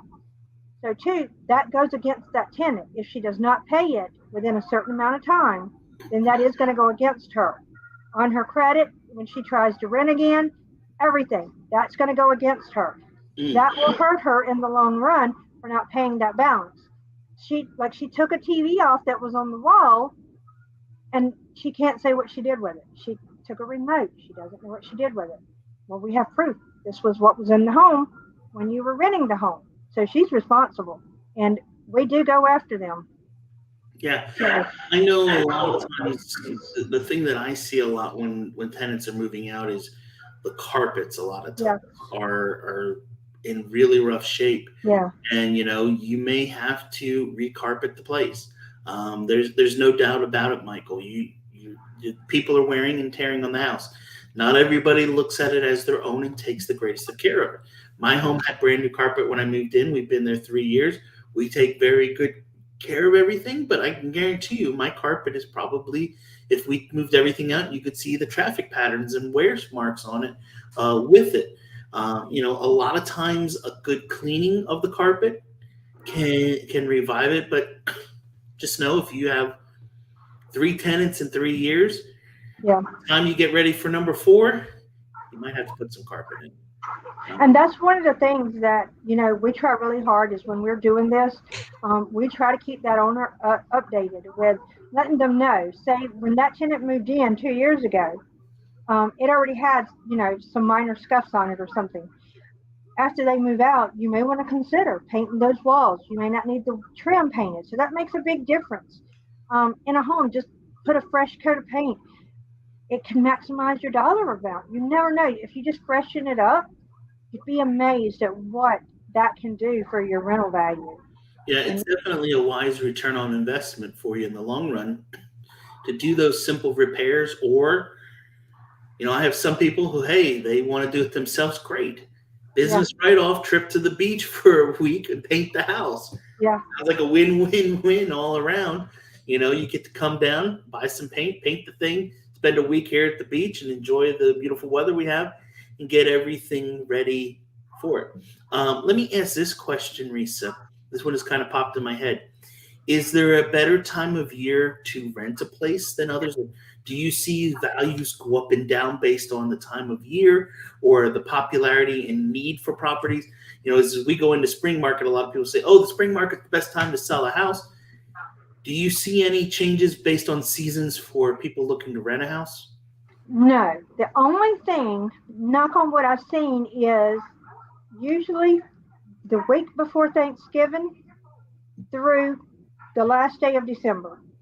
You see that down because everybody is settled for the I, why huh? would I not want to rent a place then? Oh, Well, that's great. I'm doing some holidays. that's yeah, they're settled for that time period, like that 5 weeks. Everybody's kind of settled for family. But until January 1st, it's like the floodgates open and everybody wants to move. The Mm, first snowfall, the first whatever comes in, and everybody's like, "Let me out of here."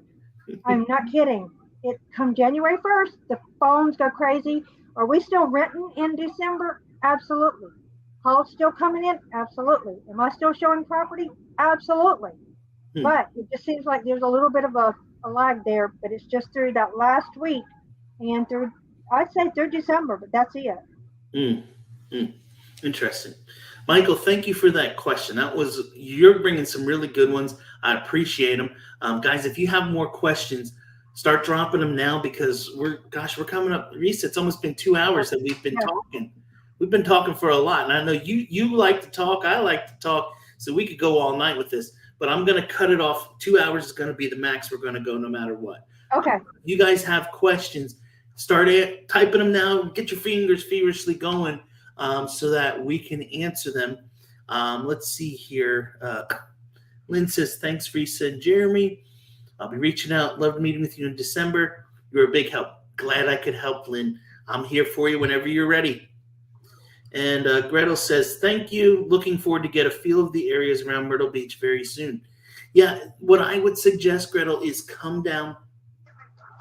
People that come on vacation here think they know Myrtle Beach, Mm-mm. but living here, and I've shared this many, many times on my channel in different videos, living in Myrtle Beach versus vacationing here is two very extremely different things. Yeah. When you're on vacation here, you're staying over at the beach. You're doing everything right there in one area.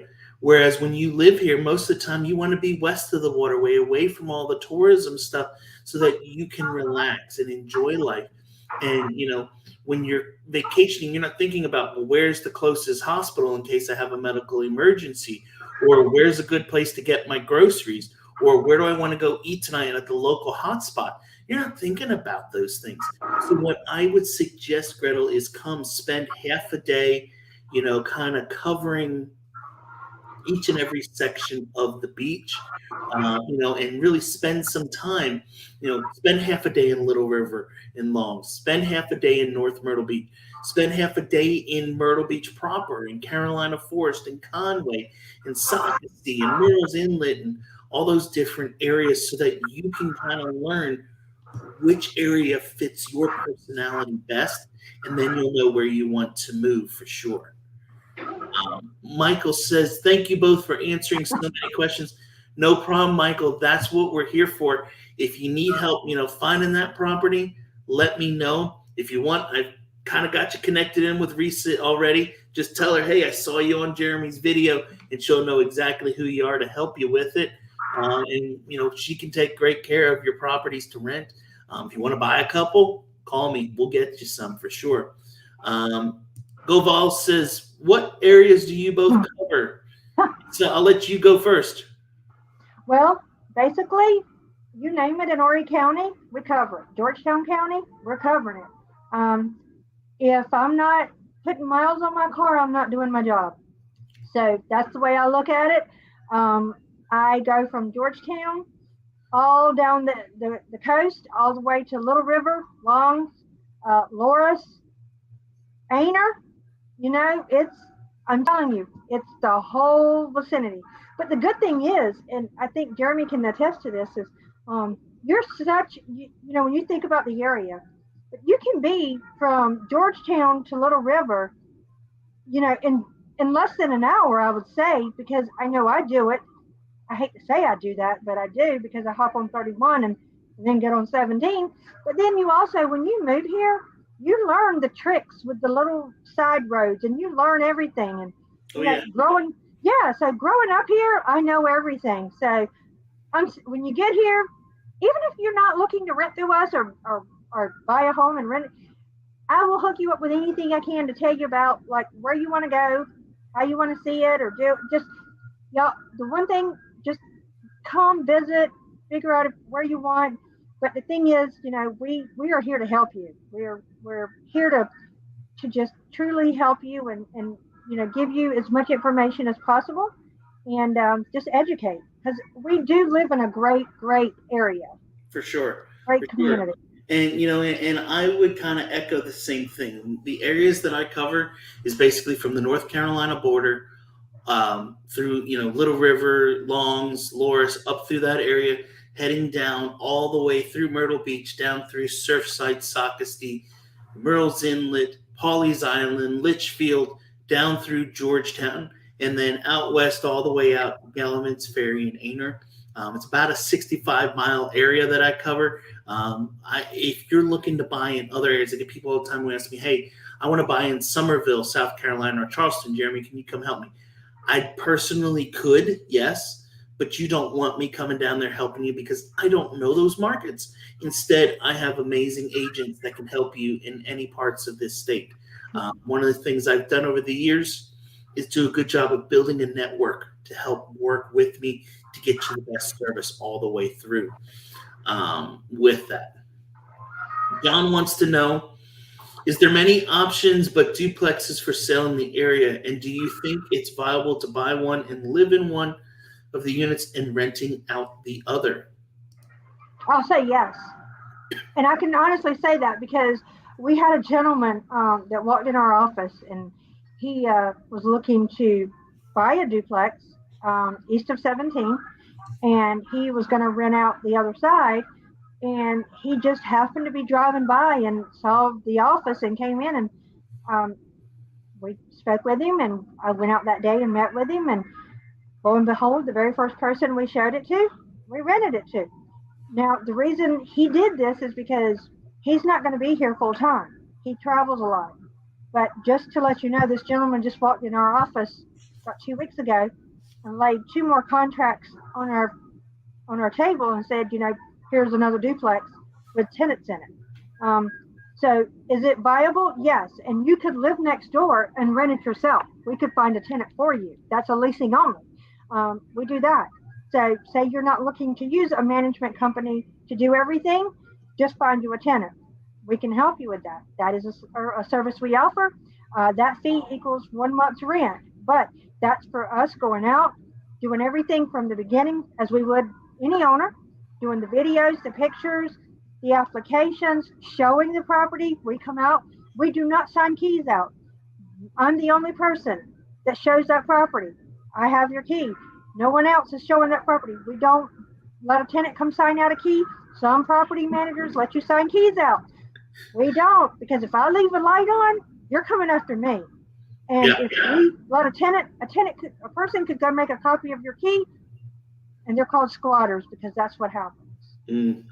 Riesa, you've given me a lot to think about tonight, because maybe I should be looking at a duplex to buy.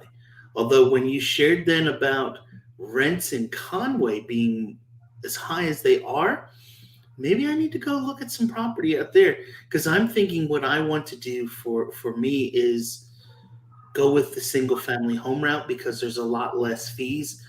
You don't have the HOA fees. Yes, the purchase price might be a little more, but the rent's going to be a little more. And, this isn't something that kind of goes along with what you're sharing, but, but it does in this sense. If you're looking to buy a property to rent, you can use some of the rental income to qualify for a mortgage. Yes. I've spoken with my lender, Erica, and Erica told me, you can do this, Jeremy, and use that to help qualify for a property as well. Yes. So if you're thinking about investing, that might be a good thing to look at as well. And that kind of leads me into Edward's question is it profitable investing in a long-term rental home or just a short-term? I'm looking at a new build to long-term rental. Thank you. Can I answer that? Yes. So I will tell you, this is something I talk to a lot of people about. And when you say short term, long term, well, the thing is, when you have long term, your turnover rate is a lot less than with short term. Short term, depending on the kind of flooring you have, your paint, the wear and tear, people coming in, out, your electricity, your HVAC, everything that goes into play with short term. I always tell, talk to the short term, talk to the long term. Look at your pros, look at your cons. Long term rental, you don't have people coming and going every week, every 3 months, people come in, they get settled, they stay. They move out in a year, 2 years, 3 years. Short term, if you're doing the weekly, people are coming in and out, and I hate to say it, but that if you have carpet and your carpet is being cleaned every time a new person comes in and out, can you imagine what's in that carpet and the smell? I've seen some of the most ungodly things. Sorry. Yeah. And Edward, I'm going to answer that too. But before I do, just want to say, for those of you who are listening, if you have any questions, this is kind of your last call because we're going to be shutting off here in just a few minutes. So if you have those questions, put them in now quickly. And we'll get to them. But Edward, here's the thing I would say too. When you're doing those short-term rentals, you're renting to people who are coming on vacation. They're here for a week, maybe 10 days, maybe 5 days. They don't think of it as their house. It's their rental place. They're coming in the door carrying their bag of golf clubs, banging into the walls as they come in. The suitcases are bang, bang, bang as they come in the door. Who cares? At the worst, you might lose their security deposit of $50 or $100. Whoop-de-doo. Versus the person who's renting your home for a long-term 12-month period of time, they think of it as their house. This is where we live. So we're going to have a little bit more ownership in it, even though we don't technically own it. They're going to take better care of it. Riesa's company is going in every quarter, checking on the house, making sure that they didn't put a giant hole in the wall, that they don't have a major gash in the flooring, that the countertop's not missing half of it because somebody got mad and smashed a pot on it. They're going to make sure all those things are done on a regular basis to help take care of it. Now, from the other part with it, the investment side and profitable investing, these short-term properties, you're going to have higher fees like we talked about earlier. They're going to be 25, 35, 40, 50% on that property. Whereas like Riesa was saying, 12%, you get 2, you got 10, 2 or 3, you got 10%, and you get a couple more, you're down at 8% on that. And the other thing I would say is this, and I had this conversation today with someone, when you're doing a property, and I can speak on this very well because one of the properties that I used to own was a condo. It was a 1-bedroom condo. It was a first floor at Magnolia North. And I had the option. I could rent it short term. I could rent it long term. And I sat down and figured it all out.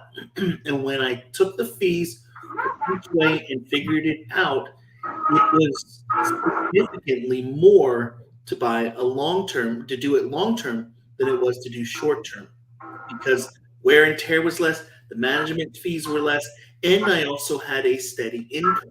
When you're in that short term, this time of year, you're getting, it's after paying fees out and everything, $300 to $400, or maybe you're lucky and get a snowbird in. Okay, then you're getting $600 to $700. July you're getting $2,500 or $3,500 for that month, but you have to take that June, July, August money, bank it away, and hold it so that when you get into the slower months, it's there to cover your expenses.